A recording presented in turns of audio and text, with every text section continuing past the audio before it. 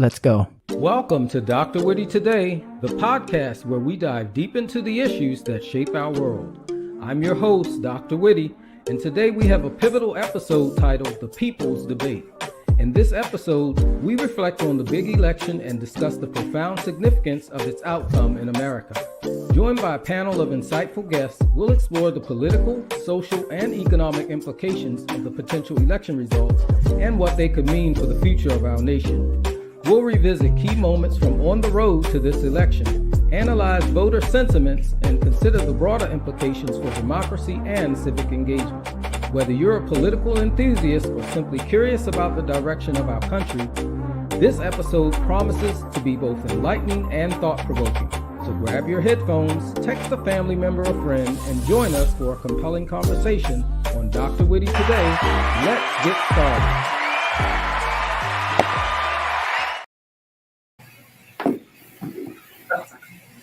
How are you, Dr. Randolph and Dr. Thompson? Good. I'm good. Yeah, I'm great. All right.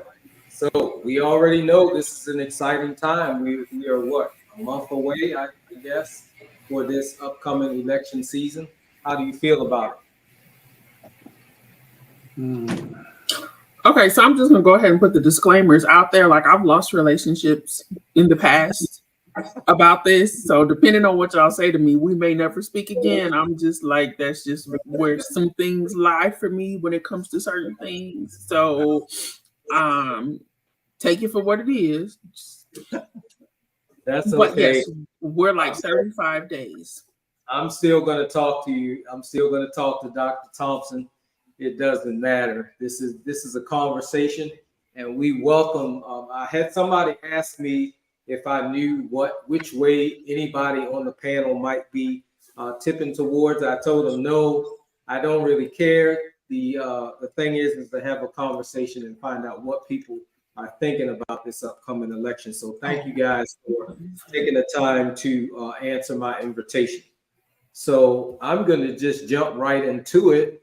I'm going to start with you, Dr. Thompson. How do you feel that this election has impacted you so far personally? I should say the subject of the election, because the election hasn't happened yet, but the subject of the election. How is that impacting you personally? I feel like this election, it has had a huge impact on my life, and I believe that the outcome of this election will have this huge impact. I think the main issue with this election, I mean, I guess all elections are like this, but what makes this one different is we're no longer sort of debating facts anymore, or we're no longer talking about the basic issues that help regular folks. We're just down the rabbit hole, and it makes it really hard to communicate with others in a way that is meaningful, because it's like if you're already starting from if the starting point is like some jumping off point of a conspiracy theory or something weird thing, how do you make that connection? It's really weird. It's been hard. I think that a lot of what we're experiencing is really as a result of, I mean, this is just how I feel. I feel like our education system has a lot to do with how people, with our worldview as Americans and how we see ourselves. And if anything good's going to come out of this, is that we're understanding the importance of really taking a good look at ourselves as a country and really thinking about who we want to be and what we want, how we want to be represented on the world stage. So yeah, I feel like it's had a great impact on me. I've lost a lot of friends, just like Dr. Randolph. A lot of divisions. There's divisions in families. And there's a lot of assumptions made, right? Because just because somebody's black doesn't mean they're going to vote one way or the other way. I think that we've really lost track. I think I'd still blame our education system. I feel like because we've left out sort of the human element to education, meaning like, people understand 1 + 1 = 2, but we don't really talk about how that operates in the real world. And so people have factual knowledge, but they don't have functional knowledge, and that affects how they sort of operate. They're operating in a zero-sum sort of a mindset regarding everything. This is what's right, this is what's wrong. Everything's through a lens of zero-sum, binary sort of thinking. And as humans, we really don't operate on that because we're all sort of a duality, right? Like, for example, I'm a black man. I got privileges, but I'm also oppressed in some kind of ways. I have different things that are going on. I'm not just one identity, and all of us are going through that right now. So yeah, that's just kind of how I feel. I agree. We are all multi-dimensional. We're not one-dimensional.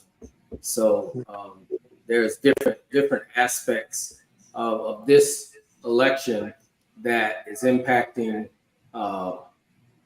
multiple dimensions within us. So thank you for your response. Dr. Randolph, what about you? How is the subject of this election? And I know you already told us you lost some friends. Well, let me clarify. I haven't lost any due to this current election, but 8 years ago, I lost some people. And you find that a candidate who ran 8 years ago is running again. Therefore, 1 + 1 = 2, right? Some of them people still don't talk to me, and I'm good with that. But to answer your question, so if any of you all saw my postings from last week, it's clear on what side of the line that I stand. I have zero problems communicating that. I have zero problems with anyone knowing what side of the line that I stand for. And it's because, as Dr. Thompson mentioned, there is more at stake during this election. And let's be clear, we're not just talking about the president and vice president seats. We're talking about congressional members, Senate members, mayors, any gubernatorial races, state legislators. Human rights is on the line. All right, basic human rights, human freedoms. Most of us are aware that women's reproductive rights, reproductive freedoms are on the line. Again, when I talk about human rights, for instance, in the state of Missouri, the Missouri state legislature last year, or maybe earlier this year, passed legislation that made it illegal for persons who are trans persons to receive medical care. Now, I don't have to agree with the transgender lifestyle. I don't, and I don't. But what I do agree with is that a human is a human, and that access to quality health care is a human right. And so this election, we're not just talking about the education of our children. We're talking about gas prices, we're talking about income rates.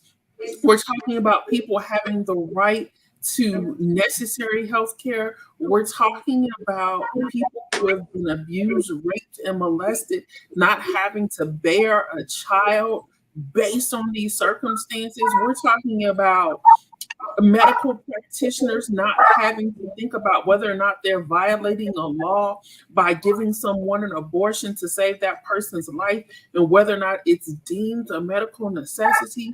We're talking about immigration laws and not criminalizing the right for people to move to this country in certain instances and not be called foreign aliens because they're people. So how can they actually be aliens?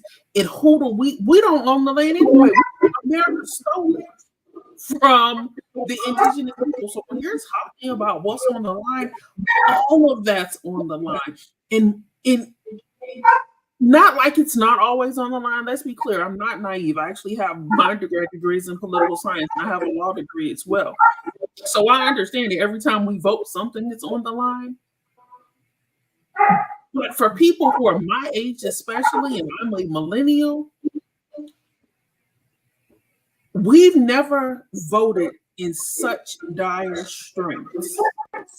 When you look at voter suppression, when you look at voter registration laws that are being erased, when you look at mayors in last week, a mayor in Wausau County, Wisconsin, removed the absentee ballot from out in front of the city building because the Supreme Court said that you have to allow early voting and absentee voting, but that the counties and the municipalities and the states can jurisdict where the ballot boxes are, and it only has to be a minimum of one. You don't necessarily have to have more. When you look at everything that our ancestors fought, bled, and died for, especially as Black people, especially as a woman, understanding that when this country was founded, I didn't have the right to vote. I wasn't considered a person. I was considered property. And if you let some people in certain places in our government, it won't look like what it looks like now. It's going to look a little more like pre-1965 and pre-19 anything in some instances. And so that's what's on the line. Like, for real, our lives are on the line. Oh, I'm sorry, you got the right person about the right issue. Dr. Roz, it's your turn. Let me put myself on you. Yes. Dr. Roz, talk to us. How is the subject of this election that's coming up, how is it affecting you personally? So, personally, professionally, we can talk about it from a number of instances. But before I talk about me personally, just this situation, I want to go off of the breadth of what Dr. Randolph is talking about, where we at right now, right? Us in this room, we can think about here. You think about time and just life, where we at, right? I remember the 80s. And something happened, and we weren't in the 80s anymore, and life was different, right? In the 90s, the same thing. And you think about the 2000s and where we here now. And I say that to say we're at a point where what you would call it's a changing of the guards. And we have to be very careful of who are the next guards for this, because this is the garden of our future.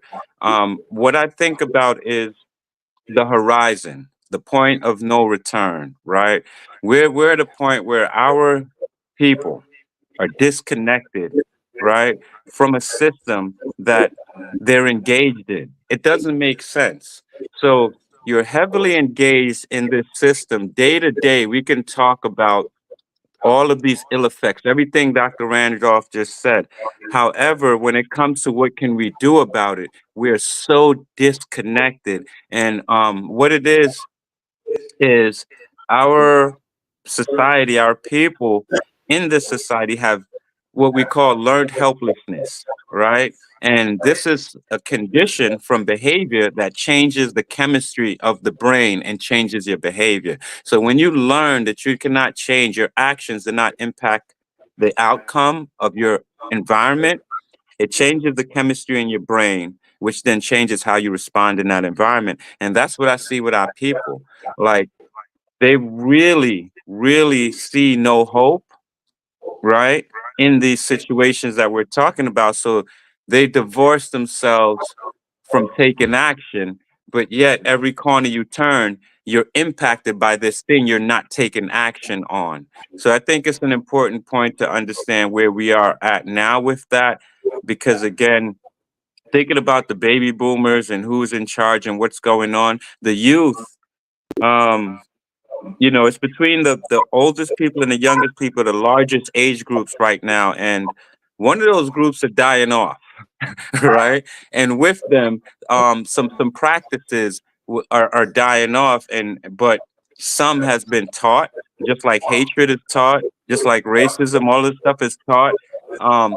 they're burning books, right? We can't read these books, but these things, these lessons of how we treat each other, these are generational jewels that's being passed down. And if we don't pass the jewels down to our generation, we're just going to be further lost. So I hope I answered your question. I feel like I'm kind of rambling a bit, but I think we're at a point where, just like COVID, I'll end it like this.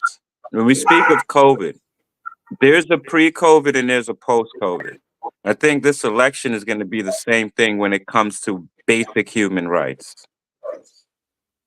And so at the end of the day, I'll leave it like this. I'm not on either side. I'm on the side of the future and the children. And just that. It sounds you know, I don't know how it sounds, but the fact is there's bad and good on both sides, and we really need to have a different approach to what we're doing, because it's not this choosing which side stuff. Let's choose the future. Let's choose to live. Let's choose the children. I'll leave it at that. Thank you. Thank you. When you think about the candidates that, are running, what do you find attractive in the candidate for you to select? I'm going to start with you, Dr. Randolph. I knew you were going to do that. So what I find attractive is somebody not being a felon. How about that? I find you not being convicted on 34 felonies attractive. I find you being able to utter an intelligible and intelligent sentence important. I find national security important. How does the rest of the world see us? Do they think that we are a joke? Are we the laughing stock of what this experiment called democracy has become again? I find important integrity. I find important passion and empathy, right? I find important someone who's not a racist, misogynistic, xenophobic, anti-poor people, or financially challenged. And let me go back to the empathy thing. I was watching a live broadcast with one of the candidates, and part of the people who were included, the gathering was hosted by a famous person. At this point, I'm attempting to still not let you know who I may or may not be for. And they brought in different people who had been affected by policies that were initiated, implemented, or upheld either by one of the candidates or by persons or groups that they worked for. So one family was a gun control. It was the school from Lord Appalachia School. They just had the shooting, and the young lady, although she survived, she had been shot, and they had her parents on it. Her mother detailed the horror, and her co-workers coming to her and say, "Hey, there's been a shooting at Appalachia," and her not being able to get in contact with her daughter. And because she didn't have a car and she walked to the school, and the whole way there, she didn't know if her kid was alive. There was another family whose mother and her two daughters, her other daughter died because she didn't get an abortion because Roe v. Wade has been overturned. So when you ask me what I'm on the side of, or what's important to me, what the issues are I'm looking for in a candidate, I'm looking for a candidate who hears those stories and doesn't snuff at them, and who does not antagonize people who find those issues to be important. Because for those families, those are real life issues. For those children who live through the horror of watching their teachers and their classmates murdered in front of them, but yet we don't believe that we need gun reform. Not banning people's rights to have guns, but saying that semi-automatic weapons don't need to be on the street. When we uphold and support people who, and this is again down the ticket, who don't want to affirm medically saving procedures for women because in their minds there's disconnect or there's something that's immoral about it, but we don't feel like it's immoral not to keep guns out of the hands of those who are shooting up our nation. No, that's who I'm on the side of. Is those persons who sit and look and show some discernible measure of lamentation that this isn't okay. Because I have nieces and nephews, and I need to see them grow up. Right? So that's what side I'm on. Thank you. What about you, Dr. Thompson? I think what I'm looking for in a leader is the one who's going to make me the most safe, just on a general level. Recently, I have a cat, and the cat got out the house at like 10 o'clock, took off running. And I was going to go outside, to try to look for it. But then I was like, yeah, probably not a good idea for me to be outside at 10 o'clock looking in the bushes for a cat. And I feel like on one side, it's like, why should I feel unsafe trying to go find my cat in my neighborhood? But I do know that if I do that at 10 o'clock at night, I'm putting myself in danger because of the political situation that we have going on. So I can't even live. So I got to just be like, you know what? I hope he's okay. And just let the cat be like that. Or, maybe ask a neighbor to walk with me so I can find my cat. Like, I'm unsafe walking around at night because of the political environment, because goofy stuff like we eating dogs and cats and just things that are not even real. And to me, it's just ridiculous. On one side, it's funny, but it actually plays out in very real ways to where I can't even be in my own. I've been in the same neighborhood for 8 years, yet I feel unsafe trying to get my own cat that ran outside. So for me, what's attracting me to a candidate is really just, if we could just get back to the basics of just being safe, in a general way. Someone who is going to lead for all of us, not just for white folks or black folks, for all of us who are here, who's going to do for all of us. And then another one who has a broader worldview that's just not centered in basically, and I'm going to say this, but I think the main issue that's the problem is we really have a problem of whiteness.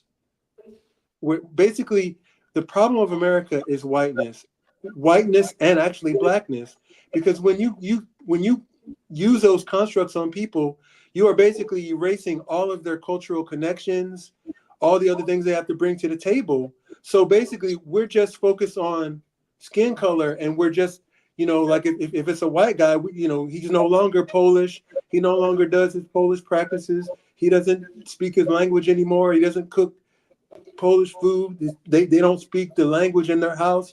They're just white.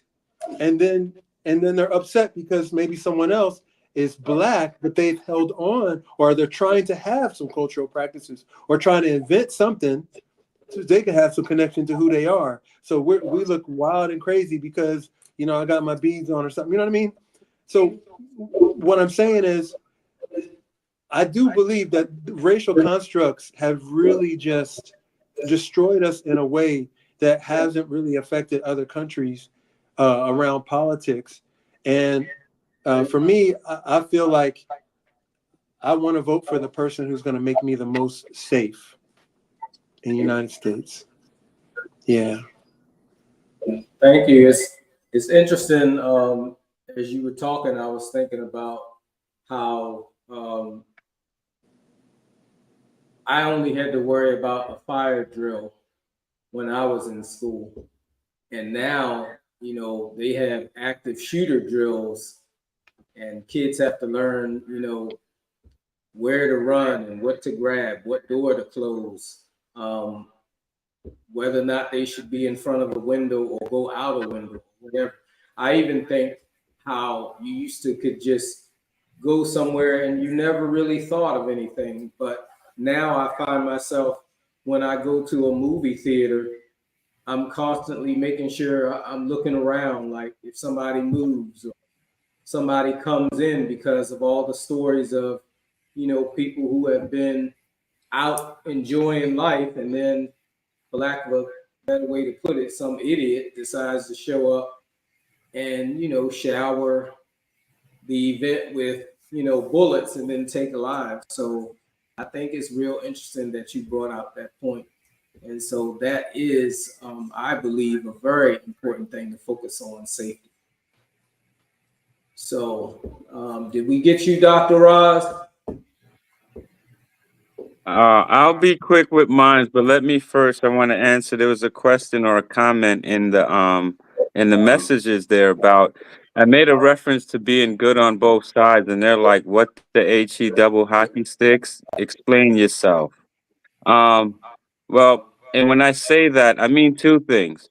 What I mean is there are good people on both sides, whether you're a Democrat or Republican. Believe it or not, there are good people that are Republicans, and there are good people that are Democrats. Some, just like religion, some people are born into it, and that's the way it goes. And the other thing, when I say there's good on both sides, I speak of processes.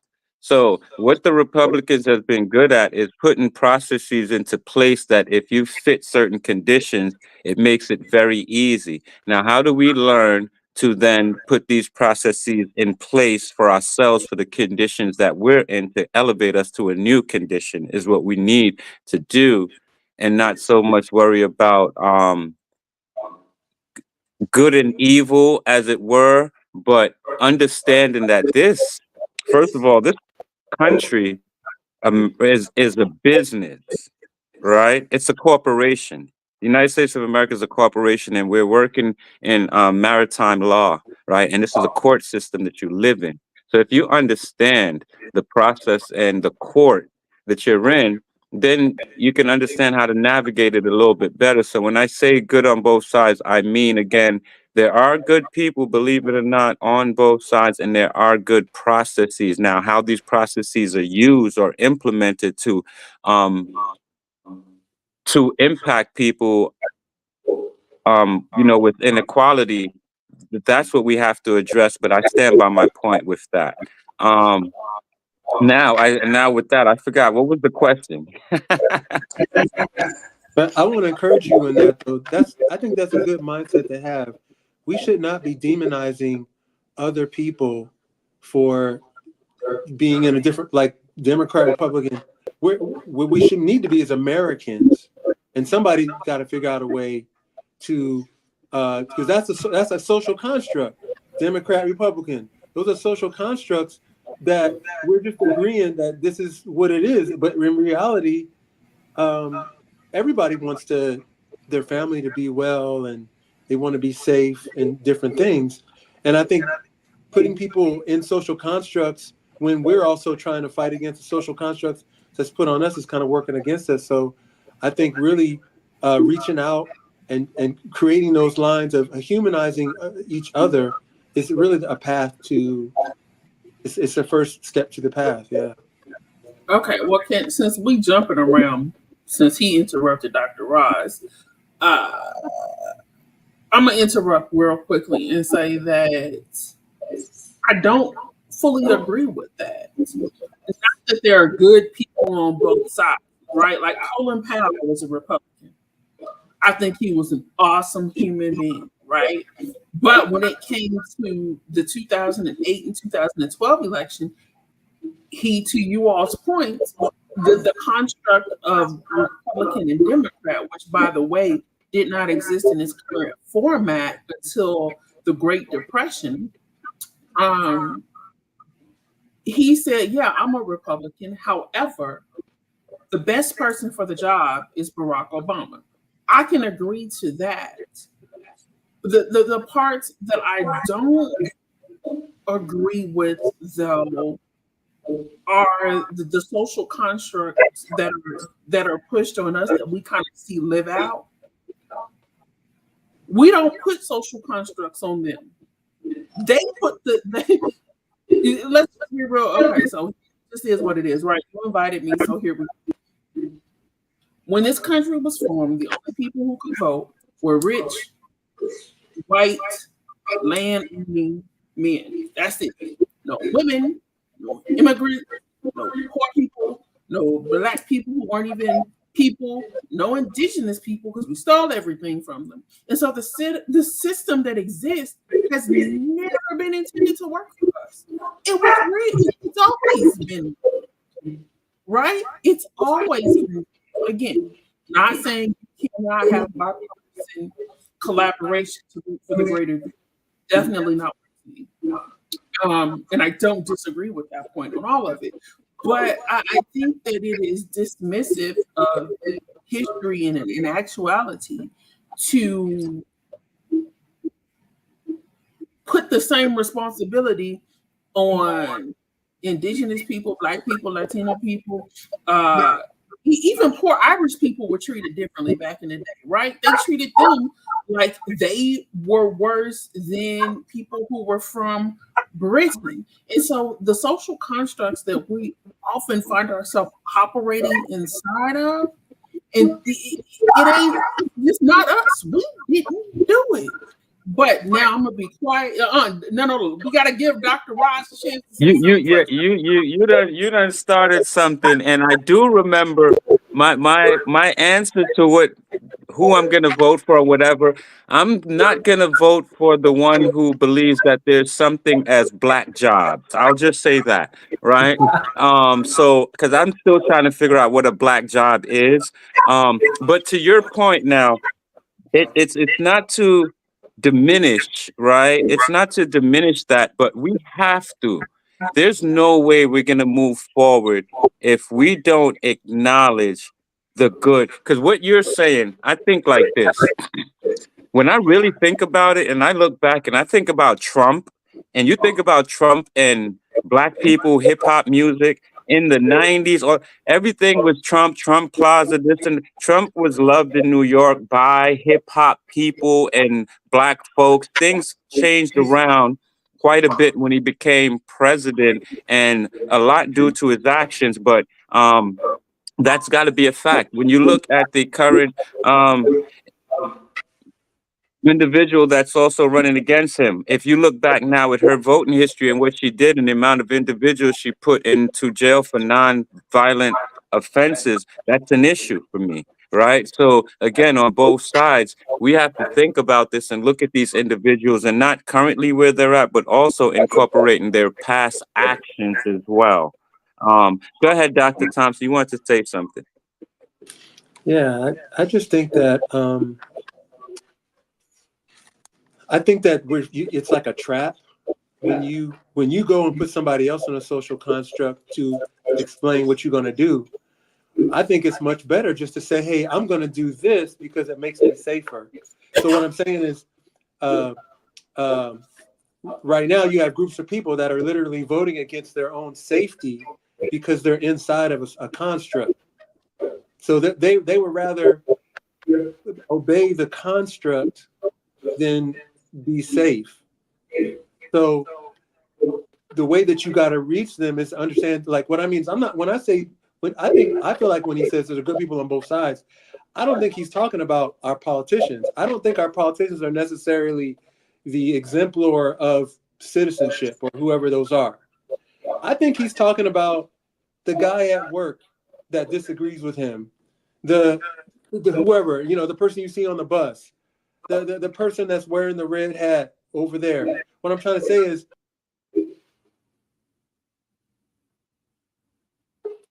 Uh-oh. That's foul. Did you hear me? Say that last part. You got. I said their whole identity is not wrapped up in their politics. I mean, they're other people. They're football coaches, they're pastors, they have jobs, they do other things. So it's not what I'm saying. As human beings, as Americans, we have to start building bridges. And I know that the catchphrase are not bad on both sides. Like Trump invented that catchphrase, so it has an energy behind it, right? Because I see the Confederate flag as soon as you say it. But on a humanistic side, it is true. Like, meaning that just like we don't want to be summed up, I don't want anybody to sum me up just based on an identity of being a black male. I'm other things. Same thing with them. With someone, we have to stop just summing people up based on just their identity of like they're going to vote Trump, so this is who you must be. I feel like just like I'm unsafe going outside to get my cat at 10 o'clock at night, I feel that there's other groups of people that may feel the same way too, but they're going to vote a different way because they feel like they're getting a benefit in the construct. So yeah, that's just how I feel. I feel like we have to build bridges, and maybe this is like a Malcolm and a King sort of a debate. You know what I mean? Like, are we militant about it, or are we, kind of building bridges of love and connection? Okay, no, I don't agree with that analogy because, darn it, he left again. I don't know what's going on. Is he in Hawaii? Yes, his internet obviously is not reliable. Go bring up another point because I'll diverge y'all. What we're gonna do is we're gonna go to the commercial, and then we're gonna come back. And I've got a couple of questions, and I'm just gonna. I'm not gonna get everybody to talk about every question, but I have a few questions, and I'll just give each of you a couple of those questions to talk about really quick. So I hope the listeners and viewers out there are getting something from this conversation about our upcoming election. It is an important issue, whether you're young, whether you're old, whether you're black, whether you're white, Hispanic, whatever the case might be. This election is important. So we encourage everybody out there, if you're not registered to vote, get out, register to vote, and make sure you do something on election day, like go out and cast your vote. So stand by. We'll be right back.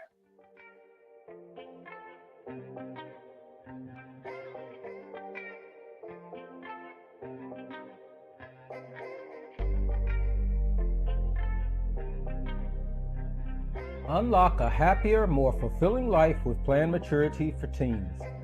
Are your teens struggling with low self-esteem, feeling lost, or seeking practical advice to navigate their teenage years? Then look no further. Plan Maturity for Teens is more than just another self-help book. It's a comprehensive roadmap to a brighter future. This book offers insightful guidance and tools teenagers need to develop a positive mindset. Its practical advice and clear strategies helps teenagers build self-confidence and overcome adolescent challenges. The author draws on years of experience working with young people to provide real-life lessons and relatable and actionable advice. From reading this book, your teen will gain a healthier self-image and techniques to cultivate and maintain self-esteem. They'll receive guidance on discovering and aligning with their values, and also envision a pathway to success. A clear and concise roadmap to personal growth and fulfillment. The author Marquise Trent brings his extensive experience to the table, offering teens the support they need to thrive.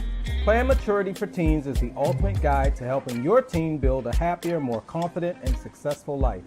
Get your copy today and help your teen embark on a journey to planned maturity.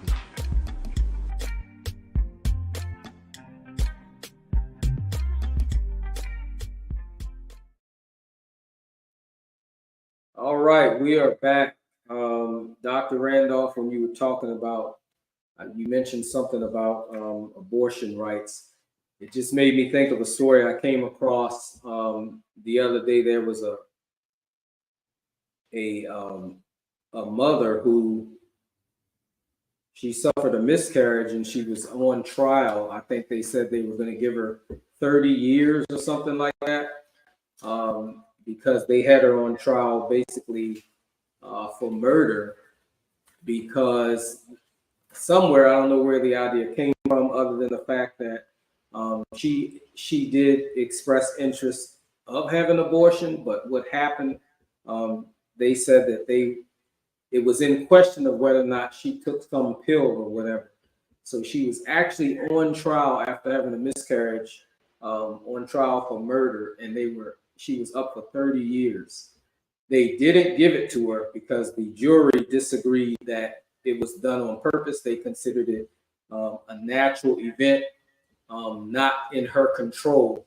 So she didn't spend 30 years, but just the thought that trial even existed, that lets people know, and it should let everybody know just how important this election is, because it's my personal belief that there's no way that a mom should be facing 30 years because, she suffered a miscarriage.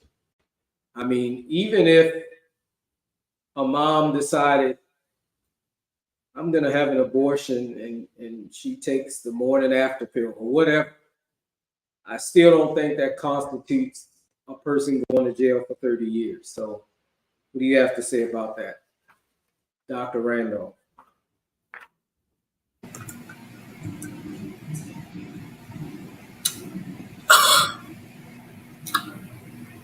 There's a lot of things, and I'm really trying to control my emotions.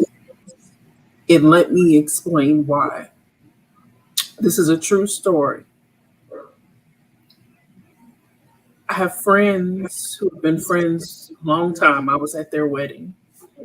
I knew them before they got married. I planned the wedding. The husband in the marriage had children prior to them getting married, and so he has grandchildren now. His granddaughter, her biological father came back into the picture from out of nowhere a couple of years ago. Started spending, he had been wherever. He had been locked up, actually. So my friend's daughter let her 12-year-old spend time with this person who was biologically her father. He raped her and impregnated her. Well, because a candidate who has 34 felonies is running for president of the United States, who appointed such conservative judges to the Supreme Court, it was illegal for that baby to go get an abortion unless it was a medical necessity.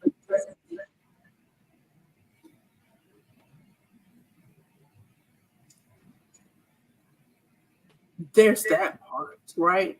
I just want that to sink in with everybody. This is what we're talking about. So forget the names of the people who are running for any and every position. Because again, this isn't the way the reading from Roe versus Wade overturned reads is that essentially it's no longer protected by federal case law, and it's handed down to each state. And multiple states have now made it illegal. If your kid, regardless of race, creed, color, or religion, is raped at 12, at 10, at 18, at 44, are we really saying that we have transported ourselves to an archaic state of civilization, that we're now forcing women to carry bastardized, rapist children? Is that what we're really saying? Because if that's what you're telling me, we're saying, I don't want to be here anymore. As a woman, you're telling me I don't have the right to choose what happens here? I don't want to live in a society like that anymore. If you're telling a father, and I had a conversation with a gentleman at work, he says, if my wife were to be pregnant and there's an issue with the kid and carrying this to full term could possibly cause my wife to die, he said, then yes, I support abortion because we can make another baby, but I can't make another one of my wives. So if you're asking a husband to live without his wife, if you're asking parents to live without their daughter, if you're asking kids to grow up without a mother because she dies carrying a child that may not live anyway, I don't want to be here anymore. Like I just don't. That's what it is for me. And that's the reality of what we're talking about up and down the ballot. And I want to make sure people keep hearing that up and down the ballot, not just when you talk about it versus Kamala Harris. We're talking about your state legislative. We're talking about the congressional, because Congress has the power to make abortion legal.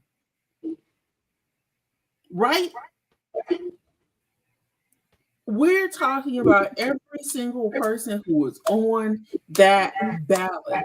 Do they stand for moral decency? I don't even care what the party is. When we're talking about the right to abortion, if you have a woman in your life at all that you care about, that's what it boils down to. A mama, a sister, a grandmama, an auntie, a daughter, a soon-to-be daughter, a one-day daughter, a daughter-in-law, Pookie from down the street, like all of that. And it's not just with abortions. It also comes with contraception.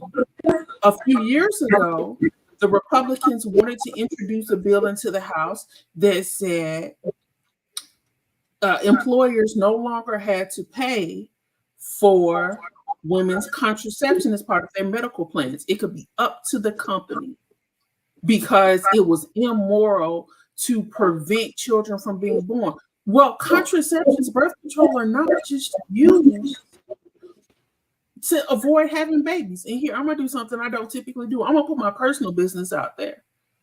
I was on birth control for many years because of medical reasons. And so now you want to tell me that, so going back to the historic part, that historically a bunch of white men get to tell this Black child, oh, well, you can't have coverage for this for a medically diagnosed issue by people who go to med school because this is our thought paradigm. That's what's on the ballot.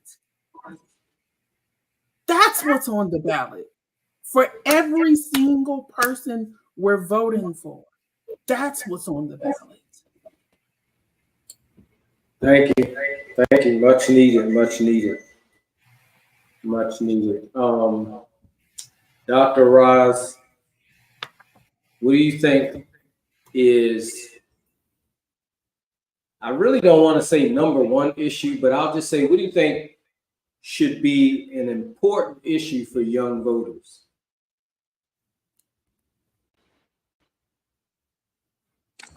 So, an important issue for young voters thinking about, well, what investment do they have and what's the benefit? So the young voters, right, they are going to put people into place that's going to impact their ability to, as we just heard about, that was all, I would say, health, mental health, physical health, and wellness, right? And from the earliest point, we're talking about birth, but here, this is for the young voters, but it's for everyone else in between. So, and I love whenever I'm in a room with Dr. Randolph because she makes it very easy to piggyback off of real conversation. So what she was talking about was all the ills from the beginning of this life and things you have to deal with at that time point. Well, has anyone been to Seattle lately? Has anyone been to the city of Philadelphia lately? I'm going to point to an issue that what parallels what Dr. Randolph was talking about is not just your entry into this world and the horrors surrounding that and the situations that they're creating, but how are we treating our fellow man and woman?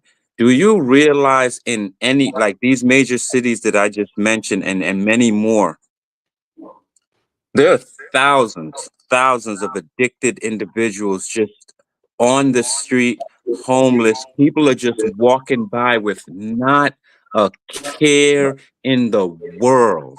And that's what hurts me to see that everyday people are stepping around their brothers and sisters, their kids, like they're less than dirt, like they're less than dog poop. Like literally, you're seeing this, and so the most important thing is trying to understand and find leaders that aren't making decisions based on their pockets or the here and now, but they're making decisions on longevity and sustainability. Um, I think there's Dr. Randolph mentioned empathy before. There's something lost. Like we've lost something as a society. Um, I remember, and let me reminisce for a second, but growing up in Harlem in the Bronx, and my grandmother is probably 110-pound skinny lady. But when she's coming down 125th Street, some of the biggest, strongest guys that you think they just got out of prison would show this lady so much respect, would grab her bags and walk them up the stoop for her and X, Y, and Z. If she needs to cross the street, they'll stop cars so this old lady could get across the street. They see someone with a shopping cart, they will, push the shopping cart along them. I don't know how much all of this is still going on, but I could say it's not being promoted if it is. And just the ultimate lack, just that lack of empathy for life, for human life that we show to each other, it's scary. So I think again, they should focus on leaders that value life. I think I'll leave it there. Thank you, Ed. That was great. I had a godmother that she was very. I don't want to say she was religious. I'll just say, she was devout. She was a believer. And all I can remember is every time I saw her, she had on white. She had on white. She had some sort of head garb that was white, and she had gloves that were white. I saw her every time like that. But the one thing I remember is no matter what was going on, who was out there, she came walking down the street. It didn't matter how big you thought you were, how bad you thought you were, nothing. When everybody, all the kids in the neighborhood saw her walk down the street, they parted. Hello, ma'am, how you doing? They would carry stuff for her. If they were cursing, they would shut up and be quiet till she was gone. I mean, so I agree. We have definitely lost, or I'll say something definitely has been lost, and we need to get it back. So, and it's going to start with who we elect, because as you can see from the candidates, there's some, I don't know, I consider it more like being a child than actually an adult. So I would just suffice it to say we've lost some things, we've lost some respect, and we have to get it back. So with that said, I have a couple more questions that I'm going to ask them to close it out, because as you said, when we opened up, we could be here forever talking about this. Anybody can take this one, just let me know. My question is this: how do you think Black people will experience the criminal justice system under either candidate? So you can speak to either candidate. How do you think Black people will experience the criminal justice system, considering all the things you have seen and heard this year alone. Is Prop 25 in play or out of play? Say that again.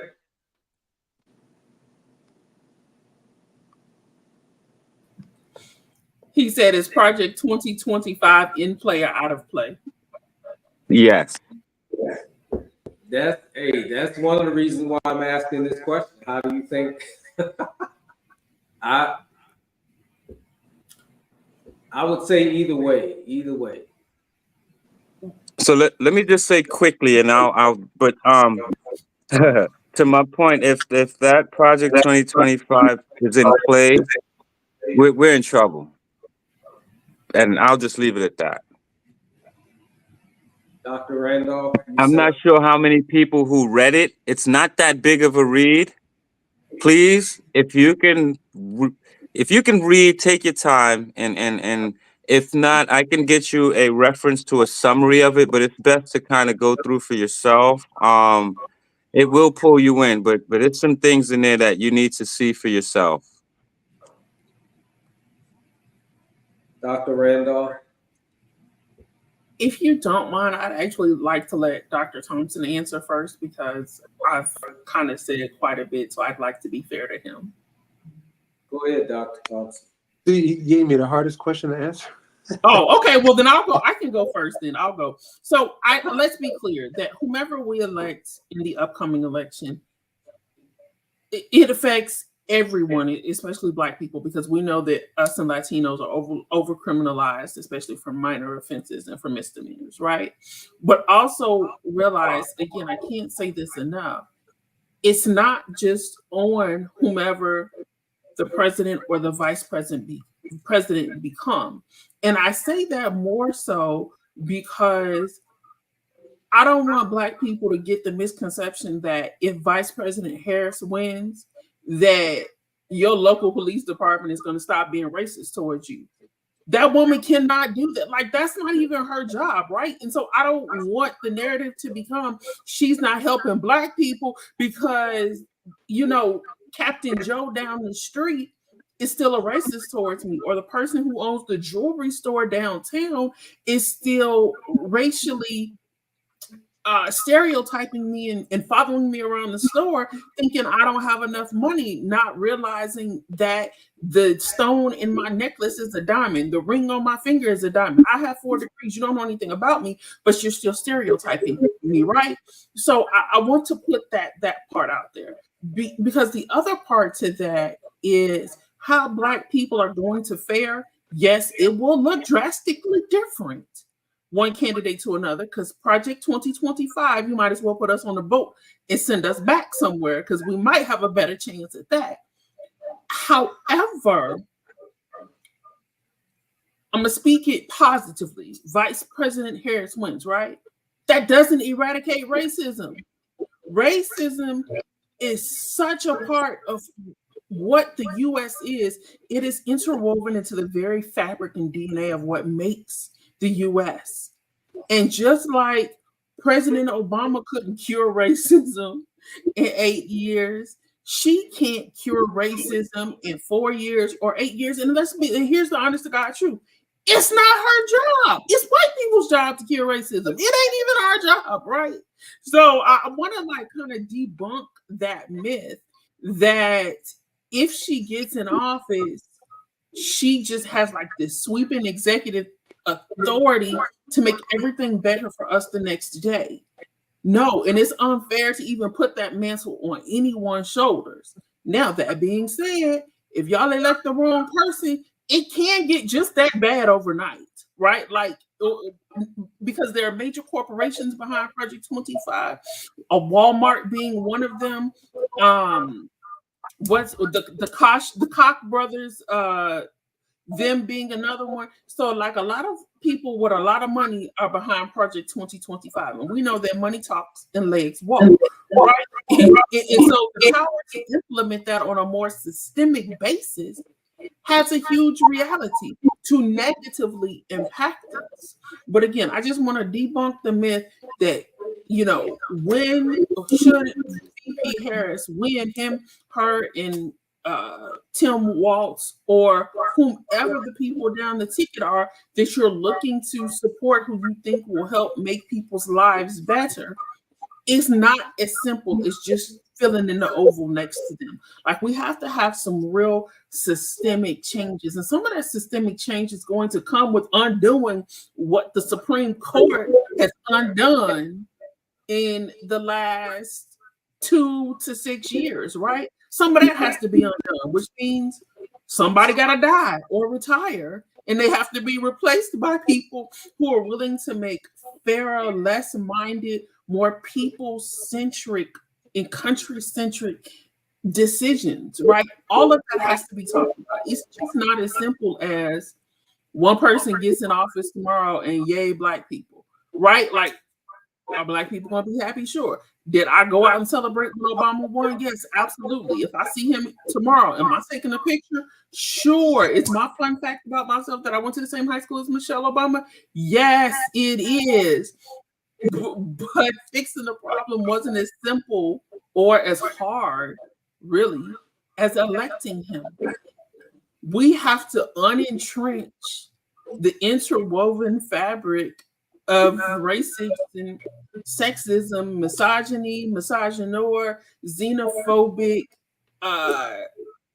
classist, anti-foreigner filth that this country was predicated upon. Theft, even, right? Like, why are we requiring Native Americans to buy back their own land from the U.S. government? Do you know how effing stupid that is? I'm sorry, I was really trying not to curse, and I actually didn't say the word. But we're giving it to them now that we realize our atrocities at a discounted rate. Are you stinking kidding me?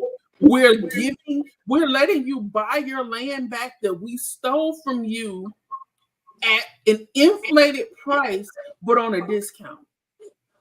Yeah, that's what all has to be eradicated for Black people to win. For Black people to win, we need Native Americans to win. For Black people to win, we need, whether you like Latinos or not as a Black person, we need Latinos who come from Mexico and might be undocumented to stop being called freaking aliens. They're not aliens. They're people who are not from Americans who don't have legalized paperwork, right?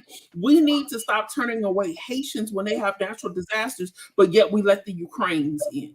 That's what has to stop happening. Like, we have to stop giving asylum to people who are in the Congo.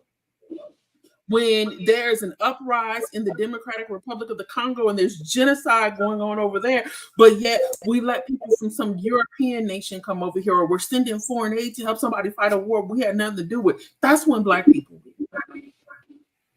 Thank you. Let me get off this soapbox. I'm sorry. Dr. Thompson, I gave you enough time to come up with an answer now, homie. Like you said, that's why it's important for us to not only be involved in voting for the top office, but we have to get involved with those local elections as well.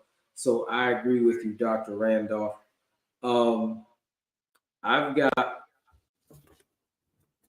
more, but I'm only gonna ask 2 more questions. And just in case, well, here's one. One question is, tomorrow there's a vice presidential debate. And just one person can comment on this. There's a vice presidential debate tomorrow. In your opinion, do you think that that debate can or will change the trajectory of the race? I'm going to say no.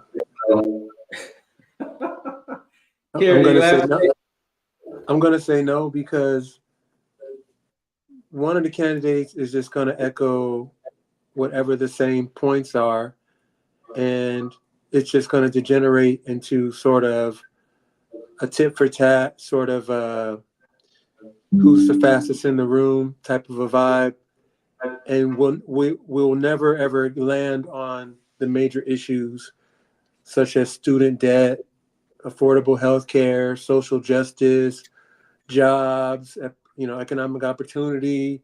And let's not forget, voting rights, like, people trying to break into the, we'll never get to that discussion tomorrow. It's just going to be it's going to be like a dozen session, basically.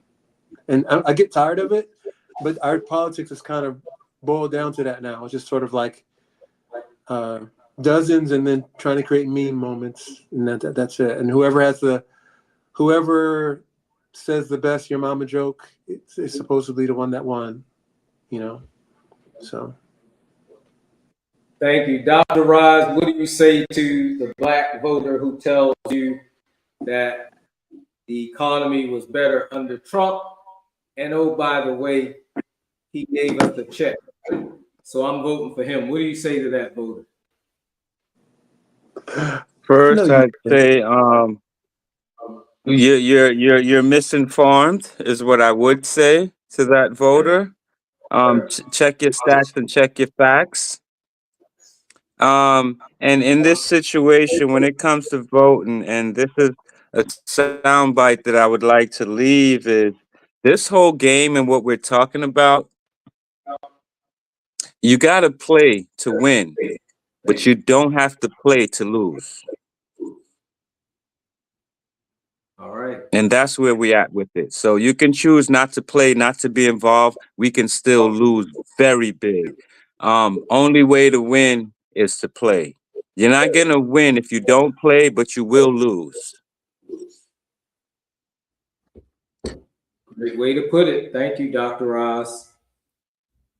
Dr. Randolph, you got the last question.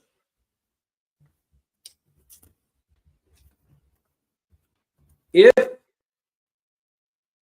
the other candidate, no, I'm just going to say it. If former President Trump is elected into office, what do you think he'll do differently, if anything? I thought you was gonna go with "Are you buying my tickets out of here?" But okay, that's what I would have went with. That's like the more appropriate. Are we sitting coach or first class? Because Project 2025 is literally the roadmap. It already tells you, and in fact, he set himself up. Like first of all, he didn't think he was losing the last time, and he clearly showed the whole world that he didn't think he was losing. Oh, Lord, have mercy. Okay, I'm not going to say that word on your podcast, but it almost came out. You told, so I'm a leadership expert. You told your followers to incite a riot on our nation's capital, and people died. What do I think is going to happen? It doesn't matter if we're Black with doctorate degrees. We just a bunch of cooning niggas. If that offends y'all, I'm sorry, but that's just what it is with him, right? If you look at, so let's look at some facts and not my feelings, although those are my feelings that are backed up by fact. Economic data shows that in the last 44 years, so that is between the time Ronald Reagan became president and now, we've had Ronald Reagan did 2 terms, followed by Bush #1. Bill Clinton did 2 terms, followed by Bush #2 doing 2 terms, followed by Obama doing 2 terms, followed by that pathetic excuse for Homo sapien doing 1 term, followed by Joe Biden. In that 44-year time span, 51 million jobs have been created in America. Democrats, under Democratic presidential leadership, 50 million were created. Under Republican presidential leadership, 1 million were created. The 1 million were not created under his administration. And the check that I don't even remember getting with his name on it, he didn't give us the money. Congress voted. All he did was sign, put a stamp had the Treasury create a stamp. He didn't advocate for you getting the money because he feels honestly that you all, out of his own mouth, should not need the money. Now, keep in mind, he's filed bankruptcy 7 times. VP Harris, if you happen to see this, you were incorrect last week. He didn't file it 6 times. He filed bankruptcy 7 times. So what do I think? We're going to go further into debt. What do I think? We're going to be the laughing stock of the civilized world. What do I think? Black people need to walk around with a card in their back pocket like it's apartheid. What do I think? We're going to continue to over-incarcerate people. He's going to do his best to get Sonia Sotomayor to retire so that he can replace her with somebody else. He's going to keep Chief Justice Roberts and Alito pumped up with every medicine possible so that they live. And if not, then kill them quickly so they can replace them with some people just as deceitful and jurisprudently evil. We'll never see the John Rights Lewis Act, Voting Rights Act pact. We'll never see the Emmett Till Lynching Act pact. Anything that talks about fair wages for women will be repealed. Have you seen his wife lately? Like, is she still alive? Have we seen her? Right. And finally, what happens if he wins? We set a very dangerous precedent that you can be the leader of the free world and be a criminal. But yet, Blacks and Latinos who are disproportionately occupying the prison system can't get jobs at McDonald's because they're in jail for selling marijuana 10 years ago that's now legal right now. That's what it tells me, is that somebody who's convicted of 34 felonies,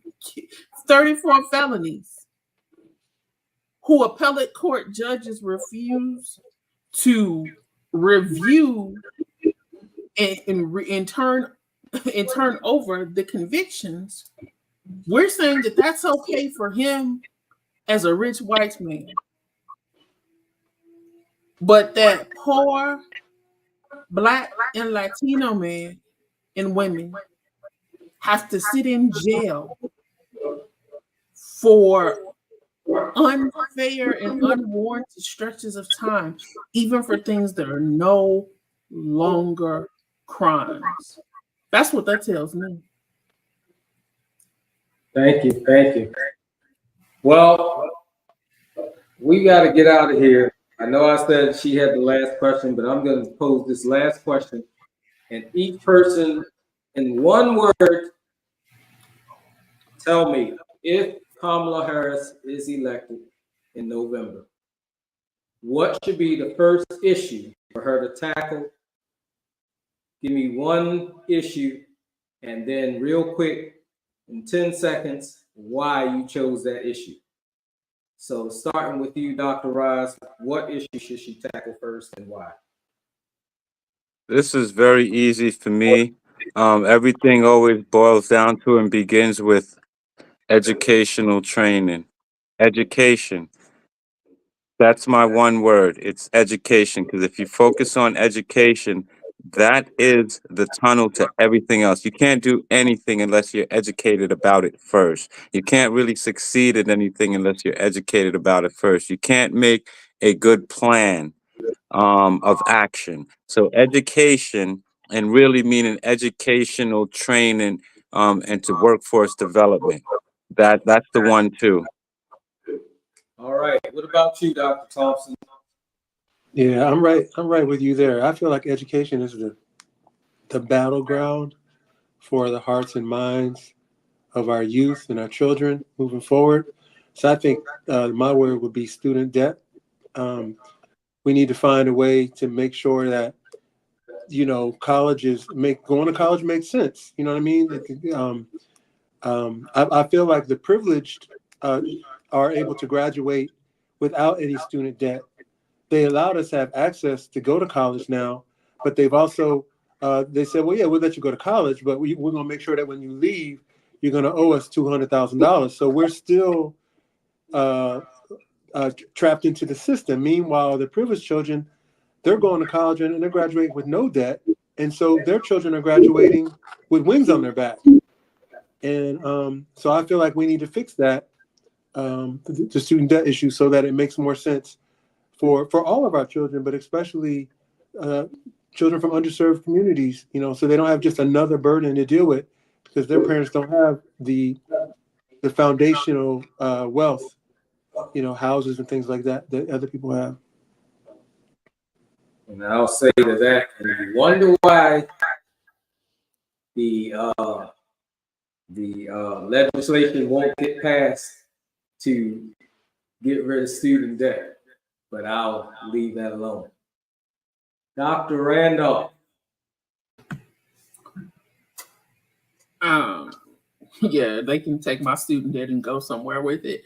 But for me, so since we've covered education, we've covered student loan debt, I mean, there's a myriad, but I'll go with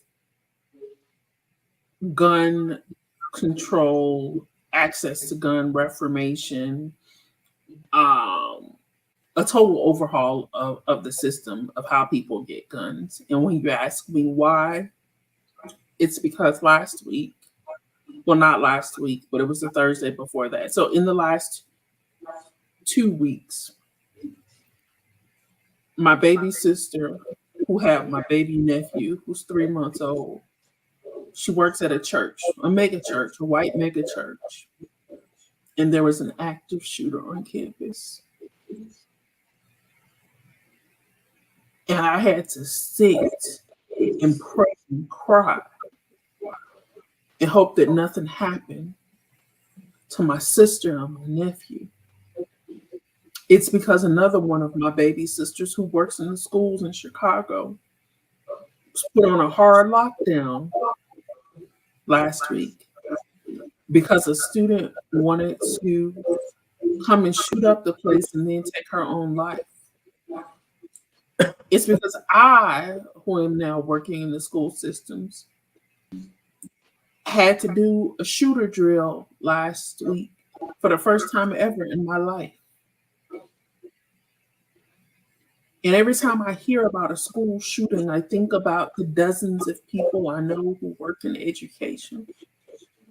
And every time I get a group text message that says one of my siblings is in potential harm's way, and I have to hold my breath until we get another message that says the threat is contained and we're all right.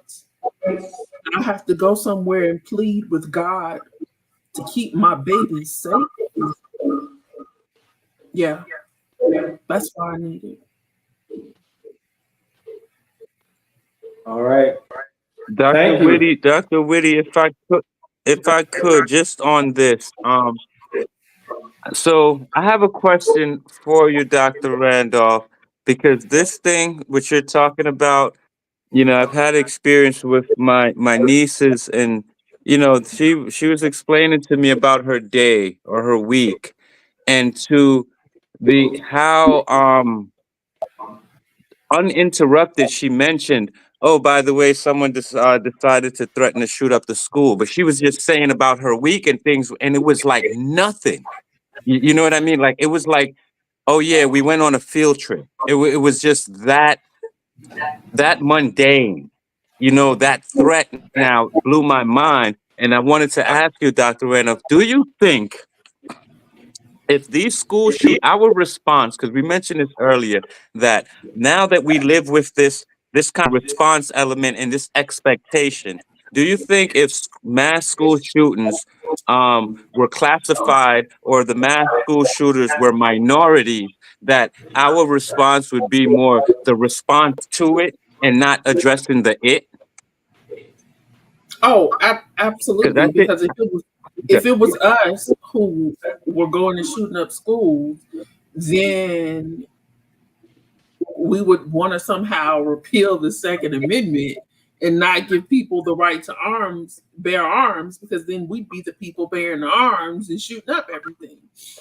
But we don't want to have the conversation about it because the school shooters are not us.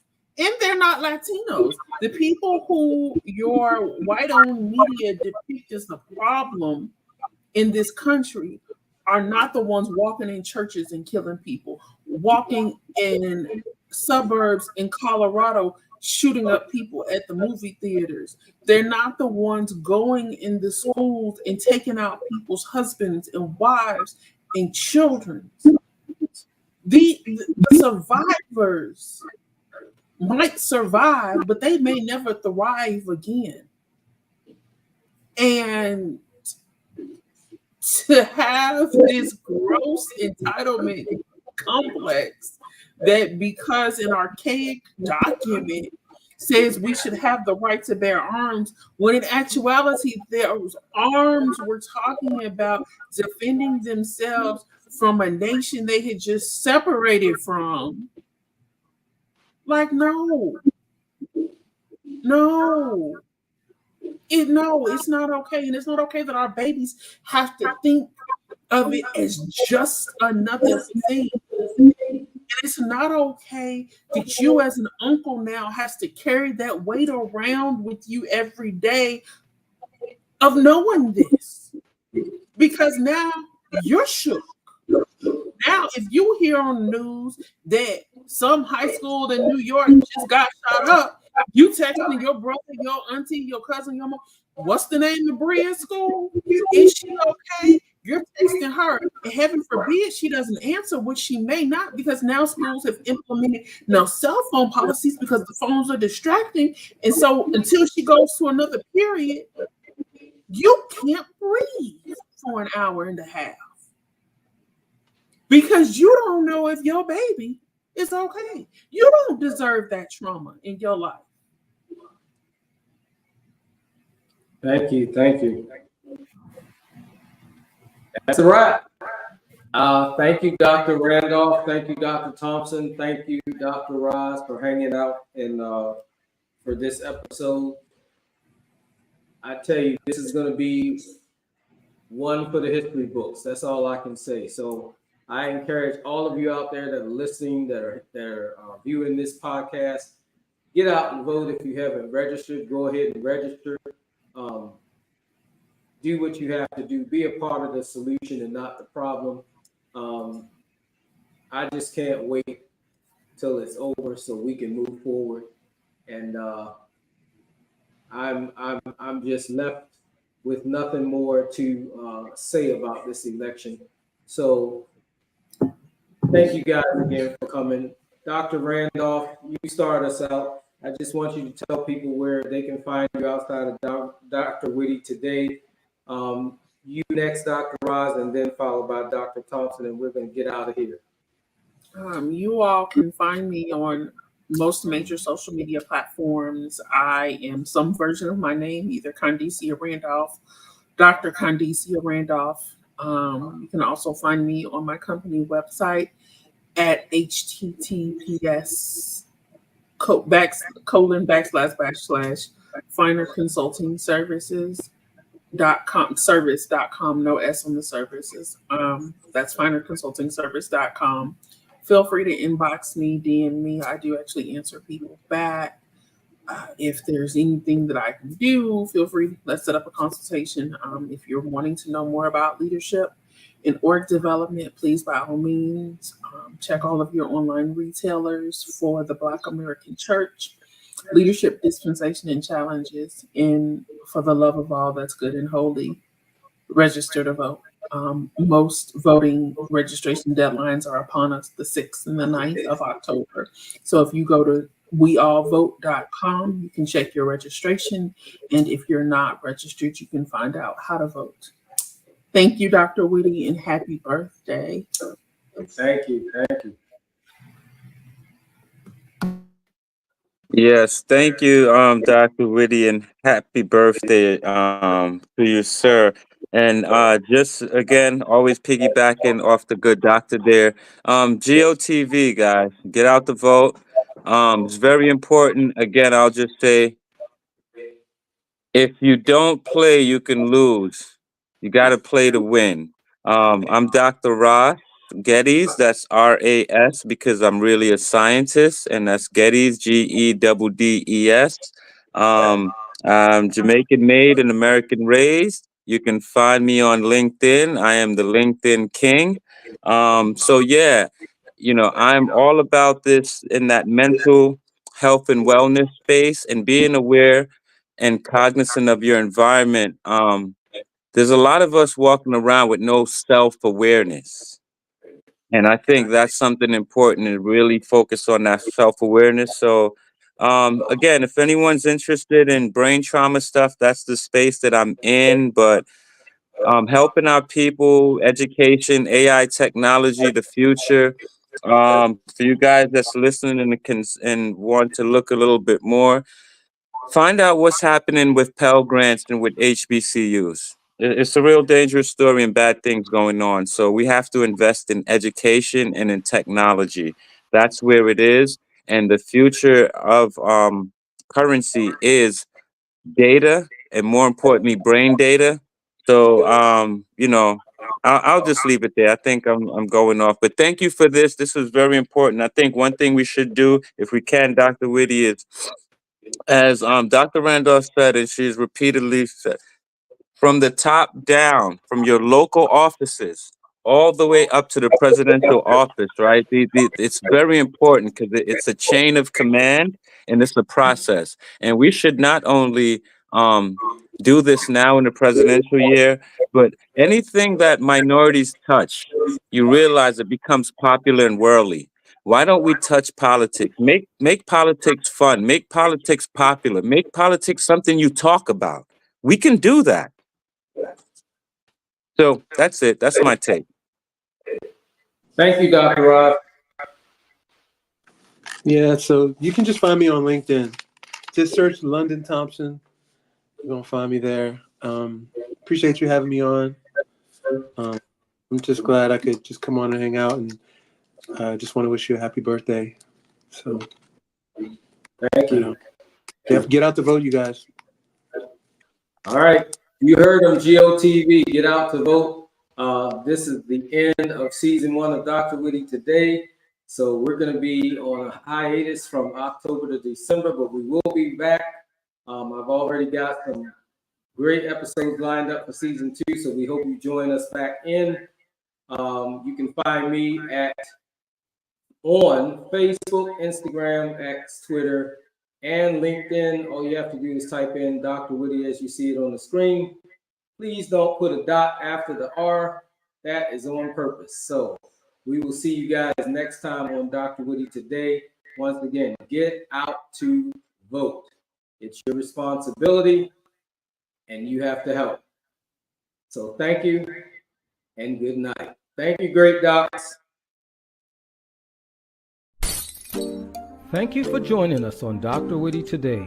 We appreciate your time, and your viewership is the heartbeat of our show.